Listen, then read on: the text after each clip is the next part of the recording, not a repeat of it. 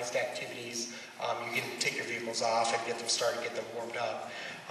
Beyond that, as we extend further to the east, and the yellow circle that is shown on the drawing, we are proposing that that really be the center of the non-motorized activity. So you've come in, you've gone through the guest services area, you've checked in, and now you're going to continue to the non-motorized parking area, the non-motorized trailhead, and access point. And that will have specific parking for hikers, mountain bikers, equestrians, and so it will be designed in a manner that will accommodate the larger vehicles here as well. The yellow line that you see that goes through this portion of the property is proposed. They're existing, and portions are proposed. That's our loop access road. That access road is intended to provide vehicular access for street vehicles into the site to allow the property to be serviced from an operations and maintenance standpoint, from an emergency services standpoint, and probably a lot of that road will be used to get you in and out of the property as well. The blue oval is just conceptually proposed as our zip line area. That would be the canopy tours that we are proposing. And then the green shade that highlights all of this property that is shown on this slide is proposed as non-motorized trails and limited motorized trails. And so in this particular area, we expect to have high intensity of the non-motorized activities, the equestrian, the trails, the hiking, the biking, and so on. And there will be limited motorized trails in this particular area. The reason that we're having motorized trails also in this area are due to the fact that there are some very unique features that can be accessed by traveling through this property. So when we say limited motorized facilities, we mean there'll be less density of trails and probably fewer trails that will go through the area. And then as we go to the far east of this slide, we're looking at a potential for a rock crawling area that is being proposed and hopefully will be developed in conjunction with a Bureau of Abandoned Mines reclamation restoration project that they have proposed to complete in that particular area. Then as we move south, you'll see the pink area. And the pink area is proposed as a buffer area to provide sound, dust, buffer to the residents that are along State Route 2044 that is further to the south. Again, in this particular buffer, we're proposing it be limited motorized opportunities, which probably most likely means that there'll be one or two trails that might cross through this region, but it'll be very low intensity to provide the proper respect for those that live along the highway. And then as we go to the north, right above the proposed rock crawling area, again we have another buffer, and that's a buffer to again provide that barrier, that separation to the Excelsior neighborhood, Upper and Lower Excelsior. And so we're proposing that as well to be responsive to the neighbors' concerns in that particular location. I want to go back to our entrance point before I go to the next slide. It is our proposal and our recommendation to the county that the entrance to the property be controlled, and the only entrance into the property at this point in time would be along State Route 125. So existing access points and entrances that come in on coal haul roads, ATV trails that exist in the area. There's an access point that comes up through Excelsior now, that those would be closed and access would not be permitted from those locations. And again, we're doing that from a management standpoint, from a need to be respectful of those neighborhoods and those residents that live in those particular areas. This is the next slide. This is the far east portion of the property. So you can see the reference points, the yellow circles, the non-motorized area, the blue zip line area, the rock crawling area that we talked about. So as we continue further to the west, You probably can begin to notice some blue circles on the side of the slide, and those represent an area that has been proposed for a wind turbine project that the county and adjacent property owners have been working for some time on with the wind energy folks. And then as we continue through the pink area there, extending beyond the wind turbine project, again we get into the pink buffered area that is providing that buffer between the residences along State Route 2044. As we jump up to the north to what is commonly referred to the Alaska site, which I recently learned is really the enterprise site, given the historical context of the coal company use of that land. That is being proposed as a non-motorized recreation area, and so that would be limited to hiking trails and potentially equestrian use trails, but that area is really dedicated to non-motorized activity. And then the large parcel in the center that is shaded white, that's not county-owned property. That property is privately owned. There is a desire to potentially develop some motorized trails within that location, and so that would be a discussion that would take place with the property owner to determine whether or not there was interest in perhaps leasing land to expand the motorized trail system. With that, we'll jump over to the western side of the property.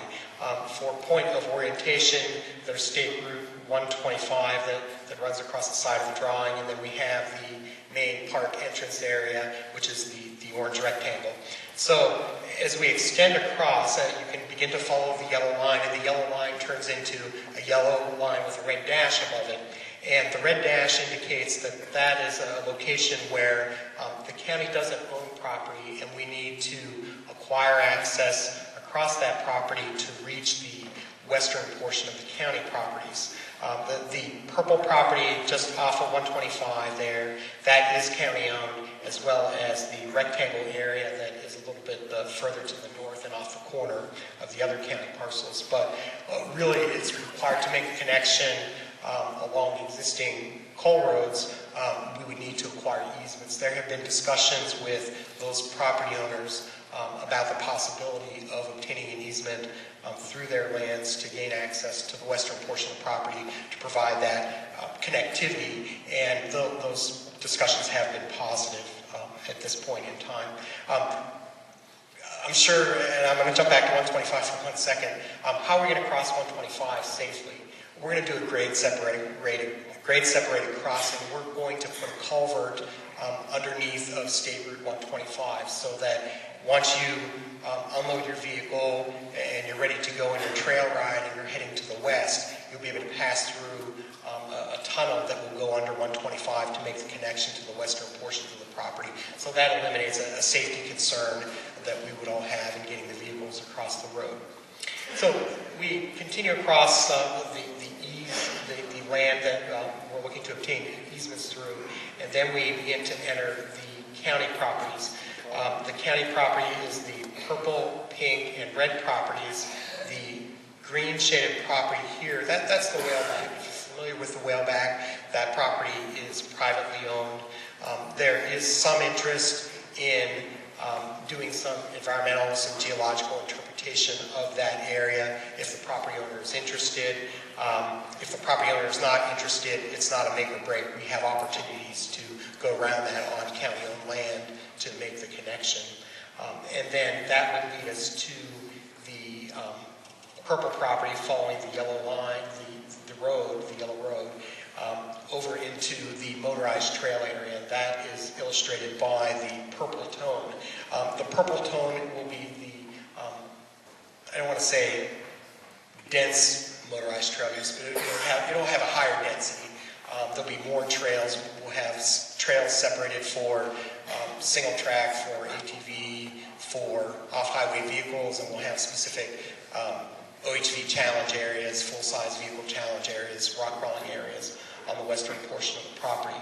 Again, we're proposing the buffer to the south along State Route 2044 to provide that protection, that barrier to the residents, to be a good neighbor to the residents there. And then as we go up to the north, we have Carbon Run, and again, we're looking to be environmental stewards of the land, and so we have a buffer along Carbon Run that is proposed to be a limited motorized use. We have a need to cross over Carbon Run, and we will do so. And there are a couple of other features within the Carbon Run area, but in general, Carbon Run will have a very large buffer surrounding it to provide a vegetative filter for stormwater runoff and what have you, and to filter out the dust before it reaches the stream. So for point of reference, we have the whaleback, and that's being pointed out, and we have the Carbon Run area. Again, the roads that we've inventoried and analyzed can make a fine loop access road that provides good access from an operations and maintenance and security perspective on the western portion of the property. To the south, along the ridge of Mahanoy Mountain, we've proposed rock crawling areas. Again, these are just bubbles that represent conceptually that those are areas that are being considered for the rock crawling. Rock crawling facilities generally are, compared to other OHV trails, they're short in length but big in challenge. Folks like to spend a lot of money in their vehicles to go out and try to break it by going over the rocks. And so they do it very slowly, and we're talking about a mile or two per day versus 20, 30, 40 miles when you're out there on the trails otherwise. Again, the purple area, that's our concentration of the motorized trail activity, and then the gray ovals further to the west are, that's the sands area, if you're familiar with the property at all, and that is proposed to be a designated ATV, MX, dirt bike play area. And then you can see up to the north, we have proposed a buffer along Trevorton. It's really important. There are a lot of concerns about the motorized activity in Zerby Township and the neighborhoods in Trevorton. And so we're proposing to provide that buffer along the hillside there to be a good neighbor to those residents in that particular area. And then we have the white shade and the yellow shaded areas. Those again are private properties held privately, but have the potential to expand the trail system in the future. And so we're identifying that, and that would be something that would, the property owner would be approached to talk about that. The yellow shaded area, really that's along State Route 2044 coming out of Trevorton, and that would provide a really good opportunity to partner up with the private sector to develop some kind of camping facility, a secondary access point into the property that could potentially have direct access into the Anthracite outdoor adventure area. So you'd be able to come in, park your vehicle at your campsite, and then leave your campsite on your vehicle of choice, and then enter into the motorized area of the park. And then, last but not least, we have a few hundred acres on the eastern side of State Route 2044. That's really ridgeline property, has some extraordinary views, again has some extraordinary rock opportunities, and so we're looking at the possibility of how we can make the connection to that land that's somewhat separated from the rest of the property, so it would be contingent upon working with the property owners to see if we could bridge the gap to make the connection.